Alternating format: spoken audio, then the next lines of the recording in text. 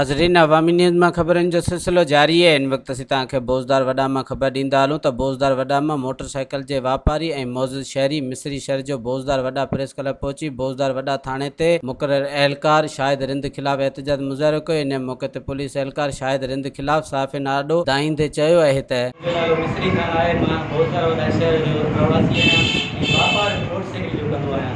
मूंखे शाहिद फ़ोन करे थाने ते घुरायो त मूंखे हुते कंप्लेन आहे त अचु। मां जॾहिं हुते पहुतुसि त मूंखे गन पॉइंट ते न मूंखे थौशा ॾियणु शुरू कया ऐं तशदुद बि करणु शुरू कयो। मूंखे कन में अञा ताईं सूर आहे। मूंखे तमामु शदीद तशदुद कयो।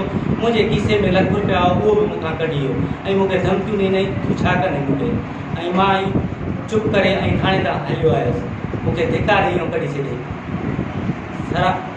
सर अर्ज़ु कयां त मुंहिंजी हीअ कंप्लेन ॿुधी वञे ऐं हिनखे कड़ी तो कड़ी सज़ा ॾिनी वञे। वधिक खबरनि ऐं तफ़सील जे लाइ विज़िट कयो असांजी वेबसाइट awamiNewsHD.com ऐं ॾिसंदा रहो अवामी न्यूज़ HD।